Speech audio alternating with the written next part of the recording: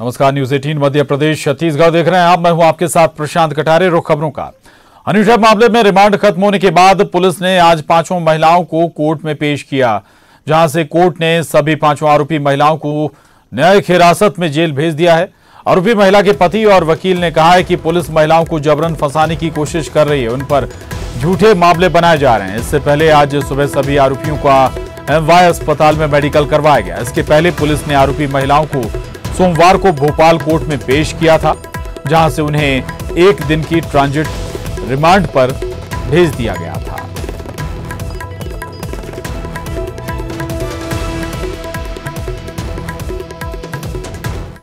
आज भोपाल से लाकर पेश किया था इन्होंने, कल पेश करना था लेकिन वहां से ट्रांजिट रिमांड ले लिया था। आज इनको पेश किया। सभी को कोई अब रिकवरी शेष नहीं है, ना कुछ जब्त हुआ, इसलिए जुडिशियल रिमांड ग्रांट किया गया, पुलिस रिमांड निरस्त कर दिया गया। बात ये बताऊं कि मुझे उसने व्यक्तिगत तौर पे बताया कि उसके साथ मारपीट की गई थी, लगातार उसको मेंटल ट्रॉमा दिया गया था, और जो बातें पुलिस लिखवाना और उगलवाना चाहती थी झूठी, उसने डिनाई किया, तो उसके साथ मारपीट की गई, उसका विरोध किया गया आज न्यायालय में। तो न्यायालय ने तुरंत मेडिकल की बात कही और जेल में सुविधाएं देने की बात कही, साथ ही उसे जुडिशियल रिमांड दिया गया। सिक्के का दूसरा पहलू आपको बताऊं कि पुलिस के पास कुछ भी नहीं है, किसी भी डिमांड करने के लिए कुछ उनके पास बचा नहीं है, और ये वो हो गया है कि गले की हड्डी हो गई उनकी पूरा मामला। तो हनी ट्रैप मामले की पांचों महिला आरोपियों को आज कोर्ट में पेश किया गया। उससे पहले उनका मेडिकल और उसके साथ ही उनका मेडिकल टेस्ट भी कराया गया। दरअसल कोर्ट में आरोप लगाए गए थे महिला पक्ष की तरफ से कि इन्हें परेशान किया गया है, मारा पीटा गया है, और दूसरी तरफ पुलिस ने रिमांड की डिमांड भी नहीं की, और इसके बाद न्यायिक हिरासत में जेल भेज दिया गया। इन पांचों महिला आरोपियों को हनी ट्रैप मामले में लगातार पूछताछ अभी तक करती चली आ रही थी पुलिस। विकास हमारे साथ जुड़ गए इंदौर से। विकास, और क्या अपडेट?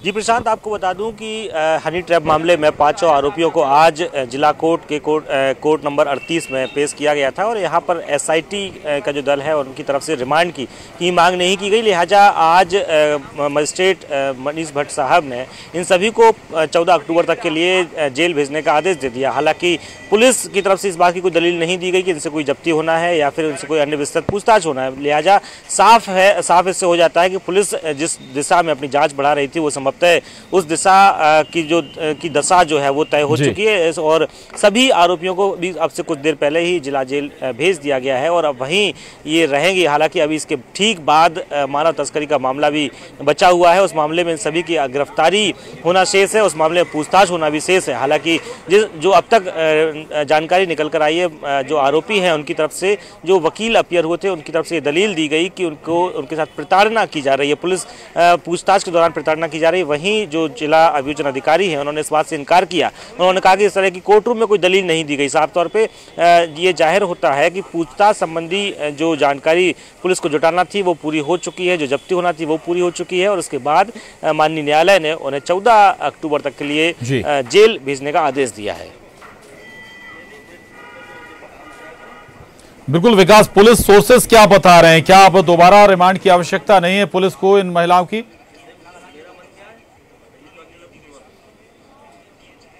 जी प्रशांत, जो मियाद अधिकतम समय की थी वो लगभग पूरी हो चुकी है। हालांकि पुलिस के हाथ अब बहुत ज़्यादा इस बात के लिए खुले नहीं है कि वो और रिमांड लेकर उन आरोपियों से विस्तृत पूछताछ करें, क्योंकि जो समय था लगभग 12 या 14 दिन से अधिकतम समय में पुलिस पूछताछ नहीं कर सकती है। कानून के जानकारों के मुताबिक जो मिली जानकारी के अनुसार जो जानकारी है वो अधिकतम इससे रिमांड नहीं ले सकती है। लगभग 12 से 14 दिन के करीब इन सभी आरोपियों को हो चुके हैं जब से इनसे पुलिस या पूछताछ जारी है, और उसी से पूर्व में जो आरोपी जो जेल में बंद थे, तीनों आरोपियों को पुलिस रिमांड पर जेल से लेकर आई थी, और चूंकि इससे पूर्व का जो वक्त है वो भी उसी में काउंट किया गया था। लिहाजा पुलिस के पास अब वक्त भी बहुत ज़्यादा नहीं था कि वो रिमांड ले सकती, और यही वजह थी कि 1 या 2 दिन का रिमांड पुलिस ने जो ले सकती थी वो नहीं लिया। पुलिस के पास विकल्प नहीं था कि और रिमांड इन महिला आरोपियों की ली जाए, चूंकि लगभग 12 से 14 दिन इन महिलाओं को रिमांड पर लेकर पूछताछ का लगभग हो चुका था। बहुत शुक्रिया विकास आपका इस पूरी जानकारी के लिए, धन्यवाद। आगे बढ़ेंगे और अब अगली खबर का रुख कर रहे हैं। न्यूज 18 की खबर का बड़ा असर हुआ है। सीएम ने न्यूज 18 की खबर पर संज्ञान लिया है। 1 लाख की आर्थिक मदद देने का परिवार को निर्देश दिया है। सरकारी योजनाओं का लाभ देने का निर्देश भी मुख्यमंत्री की तरफ से दिया गया है। इतना ही नहीं, परिवार को राशन मुहैया कराने के निर्देश भी हुए हैं। सीएम ने जिला प्रशासन को ये सभी निर्देश दिए हैं। न्यूज 18 ने खबर को प्रमुखता से दिखाया था, जिसके बाद असर हुआ। दरअसल सागर का ये मामला था। एक बच्ची ने खाने के लिए दान पेटी से, मंदिर की दान पेटी से कुछ पैसे चुरा लिए थे। इसके एवज में पुलिस ने से बाल सुधार गृह भेज दिया था। न्यूज 18 ने प्रमुखता से इस खबर को दिखाया, जिसके बाद प्रशासन भी हरकत में आया और मुख्यमंत्री ने भी इस खबर पर संज्ञान लिया।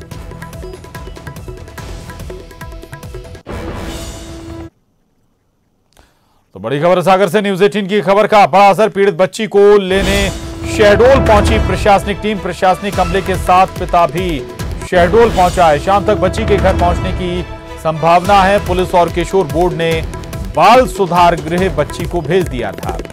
दरअसल मंदिर की दान पेटी से बच्ची ने पैसे निकाल लिए थे और इसी एवज में पुलिस ने बाल सुधार गृह बच्ची को भेज दिया था। इसके बाद न्यूज 18 ने प्रमुखता से इस खबर को दिखाया और आखिरकार मुख्यमंत्री ने इस खबर पर संज्ञान लिया और पीड़ित परिवार को कई तरह की मदद देने का आदेश भी प्रशासन को दिया है। वहीं दूसरी तरफ प्रशासन भी हरकत में आया है। प्रशासन अब इस बच्ची को लेने के लिए शहडोल पहुंच चुका है।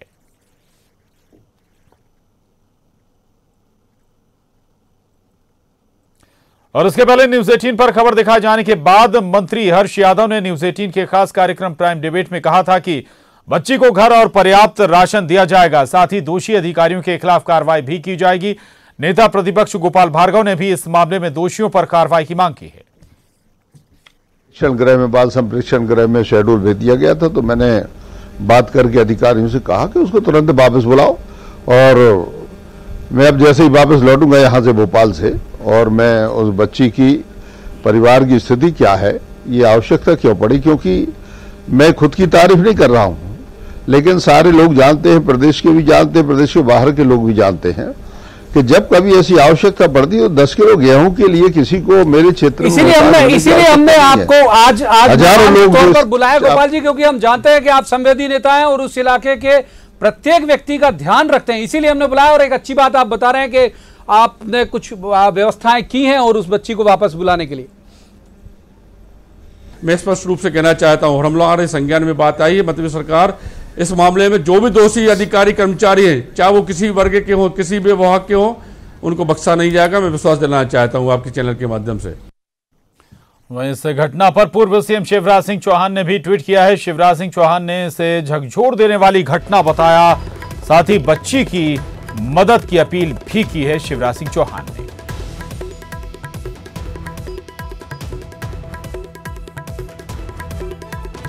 और अब आपको बताते हैं क्या था ये पूरा मामला। सागर की इस मार्मिक दास्तान पर यह रिपोर्ट देखिए।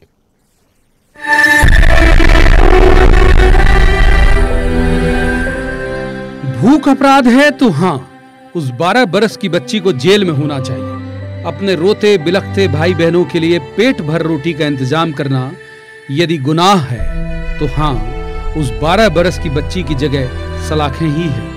हम उस बच्ची की तस्वीर आपको नहीं दिखा सकते, कहानी सुना सकते हैं, ताकि आप जान सकें कि ये अपराध से पहले भूख की कहानी है। जहां सजा से पहले संवेदना जरूरी थी, सवाल से पहले जरूरी थी सहानुभूति। रैली के नजदीक टिकीटोरिया गांव की 12 बरस की एक बच्ची, जिसका गुनाह बस इतना कि अपने छोटे भाई बहनों की भूख देखी नहीं गई थी उससे। जब कोई रास्ता नहीं सूझा तो उसने मंदिर की पेटी से 100 रुपए का एक नोट और 150 रुपए की चिल्लर चुरा ली। 180 रुपए के 10 किलो गेहूं खरीद लाई। 70 रुपए उसके स्कूल के बस्ते में बाकी मिले हैं। 250 रुपए की चोरी के आरोप में बच्ची को पुलिस ने हिरासत में लेकर बाल सुधार गृह शहडोल भेज दिया। घर के नाम पर झाड़ियों की दीवारें, गृहस्थी के नाम पर टूटे फूटे डिब्बे, ये घर है उस मासूम बच्ची का। ये बिलखते 2 बच्चे उसके भाई बहन, ये बच्चे इंतजार कर रहे हैं अपनी दीदी के लौटने का। 12 बरस की दीदी नहीं, माँ है उनके लिए। इंतजार कर रहे हैं कि दीदी फिर खाने का बंदोबस्त करके लौटेगी। ये बच्चे नहीं जानते कि उनकी भूख ने उसे अपराधी बना दिया है। उसी अपराध की सजा भुगत रही है उनकी दीदी। न्यूज 18 का मकसद सिस्टम की खत्म हुई संवेदना जगाना है। न्यूज 18 का मकसद उस मासूम को उनके इन भाई बहनों के पास पहुंचाना है। न्यूज 18 सवाल करता है सिस्टम से, समाज से। बेशक मंदिर की दान पेटी से 200 रुपए निकालना अपराध है, लेकिन क्या प्रशासन के लिए इस अपराध की वजह कोई मायने नहीं रखती? न्यूज 18 का सवाल कि अगर भूख के लिए दान पेटी से 250 रुपए निकालने वाली मासूम बच्ची है अपराधी, तो अपराध के दायरे में समाज भी है।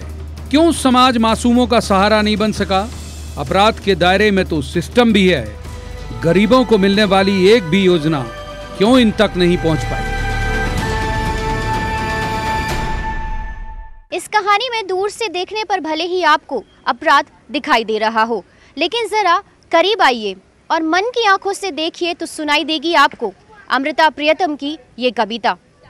जिंदगी एक खूबसूरत किताब, चांद सूरज के जिल्द वाली, पर ए खुदा ये भूख, ये गरीबी, ये बेबसी तेरी इबारत है या प्रूफ की गलती है। कैमरामैन मोहसिन के साथ रंजना दुबे, न्यूज 18 भोपाल। रंजना दुबे हमारे साथ भोपाल से जुड़ गई हैं। रंजना, विचलित करता है मामला, परेशान करता है, हैरान करता है। इस बच्ची की मदद तो अब हो जाएगी, घर भी लौट आएगी, उस परिवार की मदद हो जाएगी, लेकिन बहुत से ऐसे परिवार होंगे, बहुत से ऐसे बच्चे होंगे, और इस मामले के बाद कम से कम सिस्टम को जरूर जागना होगा और ये सुनिश्चित करना होगा कि अब कोई भूखा ना सोए। रंजना। जी प्रशांत, बिल्कुल सही कहा आपने, क्योंकि तमाम योजनाएं हैं सरकारी जिनका लाभ इन गरीब लोगों को मिल सकता है, लेकिन अभी भी कुछ जगह ऐसी है जहां पर जो सरकार की योजनाएं हैं वो पूरी तरह से पहुंच नहीं पा रही हैं, और ऐसे भी लोग हैं जिनके लिए 2 जून की रोटी मिलना बहुत मुश्किल हो रहा है। और ये जो खबर है ये ऐसे लोगों की सच्चाई को सरकार तक पहुंचाती है और ऐसे लोगों के बारे में बताने की कोशिश करती है कि अभी आपके सिस्टम को, सरकारी अमले को जमीनी धरातल पर बहुत ज्यादा काम करने की जरूरत है, ताकि ऐसे लोग जिनके लिए 2 वक्त का खाना नहीं मिल पाता है उनको 2 वक्त का खाना मिल सके, और जो सरकारी योजनाएं हैं उनका लाभ इन जो गरीब तबके के लोग हैं इनको मिल सके। क्योंकि जो राशन कार्ड है, जो बीपीएल कार्ड धारी राशन कार्ड जो होता है, ऐसे लोगों के लिए सही समय पर मिल सके। तो इस जो शासन है इसको ये पुख्ता करना होगा कि जो बीच का सिस्टम है वो कहीं इनकी सहायता को कहीं खा न ले, भ्रष्टाचार इसमें ना हो। और ये जो खबर है बहुत सारे सवाल भी ये खड़ी करती है कि भले हम विकास के तमाम दावे करते हैं, चांद पर जाने की बातें करते हैं, लेकिन दूसरी तरफ ऐसे लोग भी हैं जो आज जिनके पास ना रहने के लिए छत है और ना ही खाने के लिए 2 वक्त की रोटी है। ऐसे में सरकार को अब कुछ ठोस कदम उठाने होंगे ताकि इस तरह के लोगों के लिए जो सरकारी योजना है वो सही समय पर पहुंच सके और उनके ना सिर्फ परिवार का भरण पोषण हो सके बल्कि जो शिक्षा है वो भी इन बच्चों को मुहैया हो सके। प्रशांत जी बिल्कुल, शुक्रिया आपका रंजना इस पूरी जानकारी के लिए। लेकिन स्वाभाविक है कि ऐसे लोग अवेयर कम होते हैं, इन्हें जानकारी कम होती है, इसलिए ये सरकारी योजनाओं का लाभ अगर नहीं ले पा रहे हैं तो जरूरी है कि प्रशासन ऐसे लोगों तक पहुंचे। आगे बढ़ते हैं। भोपाल में मंत्रालय के वल्लभ पार्क में वंदे मातरम का गायन हुआ। सीएम कमलनाथ वंदे मातरम के आयोजन में शामिल हुए। वंदे मातरम गायन से पहले पुलिस बैंड की प्रस्तुति भी हुई। वहीं शौर्य स्मारक से वल्लभ पार्क तक पुलिस बैंड ने प्रस्तुति दी। हर महीने की 1 तारीख को वंदे मातरम का गायन होता है।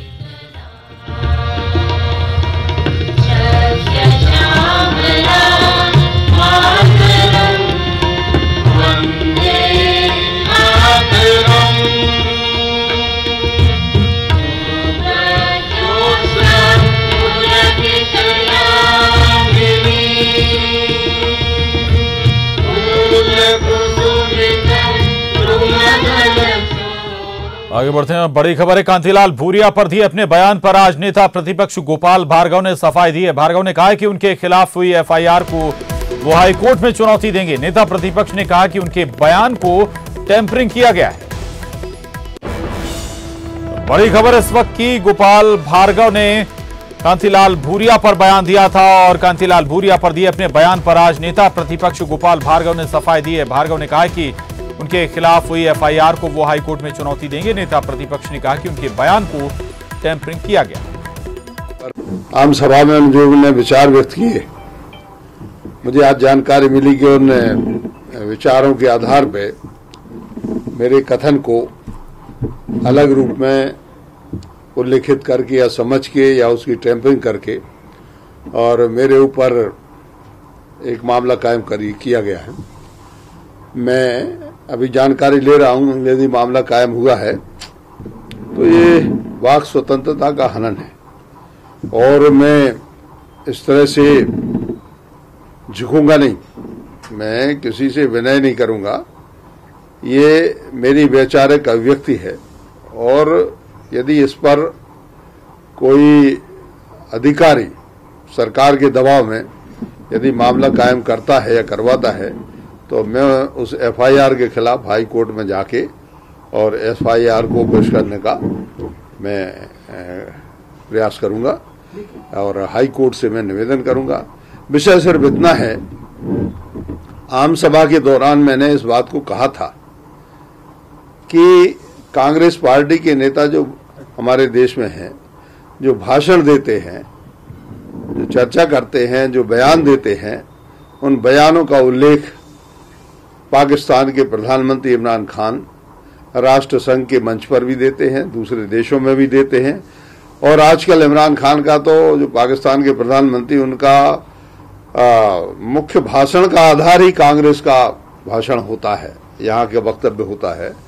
तो मेरा इतना कहना था कि जो पार्टी इस देश की ना होके और एक प्रधानमंत्री जो हमारे पड़ोसी देश का है, हमारा शत्रु देश है, उसका आधार बनता है, तो मैंने सिर्फ इतना कहा था कि इनके उम्मीदवार को वोट देने से तो पाकिस्तान की ताकतें मजबूत होंगी। वहीं सीएम कमलनाथ ने गोपाल भार्गव के बयान पर पलटवार किया है। सीएम ने कहा है कि वो गोपाल भार्गव के बयान नहीं पढ़ते हैं, अगर उन्होंने ऐसा बयान दिया है तो वो उन्होंने खुद के मनोरंजन के लिए दिया है।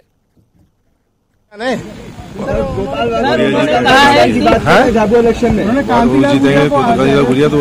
पाकिस्तान बताएगा ये जीत होगी तो पाकिस्तान ने कह दिया है कि ये गोपाल भार्गव जी का अपना मनोरंजन है। वहीं गोपाल भार्गव के बयान पर वित्त मंत्री तरुण भनोट ने तंज कसा। भनोट ने कहा है कि उन्हें उम्मीद नहीं थी कि 8 बार के विधायक गोपाल भार्गव इस तरह का बयान देंगे। भार्गव सत्ता से बाहर होने के बाद व्याकुल हो रहे हैं। देखिए, चुनाव तो होते रहते हैं, मुझे बिल्कुल कतई उम्मीद नहीं थी कि गोपाल भार्गव जी जिस प्रक्रिया के तहत, लोकतांत्रिक प्रक्रिया के तहत 8 बार लगातार मध्य प्रदेश विधानसभा के सदस्य चुने गए, वो इस प्रकार का बयान देंगे कि अगर एक विधानसभा का उपचुनाव झाबुआ में हो रहा है तो वो भारत और पाकिस्तान के बीच में युद्ध की संज्ञा उसको देंगे। बड़ा अचरज होता है उनके जैसे परिपक्व नेता का ऐसा बयान सुनकर, और मुझे तो बड़ा आश्चर्य होता है कि वह लोग जो भारत की आज़ादी की लड़ाई में कहीं थे ही नहीं, जो कहीं नजर ही नहीं आते थे, वो उनके ऊपर पाकिस्तान समर्थक होने का आरोप लगा रहे हैं, जिनने भारत की आज़ादी के लिए, जिनके पुरखों ने, पूर्वजों ने अपने खून का बलिदान तक दिया। अजीब सी बात है। ये मानसिकता बताती है कि भारतीय जनता पार्टी के नेता सत्ता से बाहर होने के बाद किस प्रकार से व्याकुल हो रहे हैं। कहीं कभी हनी ट्रैप की बात आती है, कहीं कांग्रेस पार्टी को पाकिस्तान समर्थक होने की बात बता दी जाती है। मैं इसलिए कह रहा हूं कि इनका किसी भी तरह से प्रजातंत्र में विश्वास नहीं है। जो कांग्रेस पार्टी की सरकार 15 साल के लंबे अंतराल के बाद मध्य प्रदेश में बनी है, ये किसने बनाई है?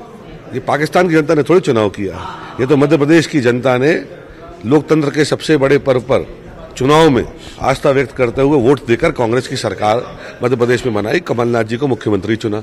उसके बाद इस प्रकार के बयान लगाना, मैं तो यही कहूंगा कि ईश्वर इनको सद्बुद्धि दे। गोपाल भार्गव के बयान पर मंत्री पीसी शर्मा ने कहा कि वो चुनाव आयोग से इस बात की मांग करेंगे कि वो भार्गव के 21 अक्टूबर तक झाबुआ जाने पर रोक लगाएं। बयान दिया उन्होंने कि कांतिलाल भूरिया को वोट दोगे तो पाकिस्तान जीते। ये आदिवासी समाज, प्रदेश के नहीं पूरे देश के आदिवासी भाई बहनों का इन्होंने अपमान किया है। इनको माफी मांगना चाहिए और झाबुआ चुनाव पर मैं चुनाव आयोग से मांग करूंगा इन पर रोक लगाई जाना चाहिए, जिस तरह का इन्होंने वक्तव्य दिया है। और इनके पास अब कुछ बचा नहीं है, क्योंकि झाबुआ में इस समय मुख्यमंत्री कमलनाथ जी ने वहाँ की जो भी मांग थी, एक एक मांग को उन्होंने पूरा कर दिया, चाहे किसानों की हो, चाहे आदिवासियों की हो। और उन्होंने ऐलान कर दिया है कि जो छिंदवाड़ा मॉडल है मध्य प्रदेश में, उसका, क्योंकि छिंदवाड़ा भी एक आदिवासी क्षेत्र है और झाबुआ भी एक आदिवासी क्षेत्र है, तो छिंदवाड़ा मॉडल सबसे पहले मध्य प्रदेश में झाबुआ में ही पूरी तरह से लगेगा। और जिस तरह से छिंदवाड़ा का विकास हुआ है वो झाबुआ का विकास होगा। इससे भारतीय जनता पार्टी परेशान हो रही है, इसलिए अनर्गल बातें कर रही है। सर, प्रचार पर रोक लगाने की मांग, इलेक्शन कमीशन जाएंगे सर इसको लेकर? नहीं, निश्चित तौर पर हमारी पीसीसी के जो पदाधिकारी वो जाएंगे और उन पर घुसने नहीं देना चाहिए इनको झाबुआ में। और बालूदा बाजार के बिलाईगढ़ विकासखंड में बच्चों को बांटी जाने वाली ड्रेस बंद कमरे से मिली है। इस ड्रेस को कई बोरों में भरकर छिपाया गया था। तहसीलदार की मौजूदगी में जब कमरे को खोला गया तो वहां से बोरियों और कार्टून में रखा ड्रेस, जो करीब 10,000 पीस के करीब था। अधिकारियों का कहना है कि ये बिलाईगढ़ में बच्चों को ड्रेस बांटे नहीं गए थे। पूरे मामले की जांच के आदेश अब बीईओ ने दे दिए हैं। आपको जानकर और भी हैरत होगी कि इस बिलाईगढ़ में 3 महीने पहले भी बच्चों के ड्रेस जलाए जाने का मामला सामने आया था।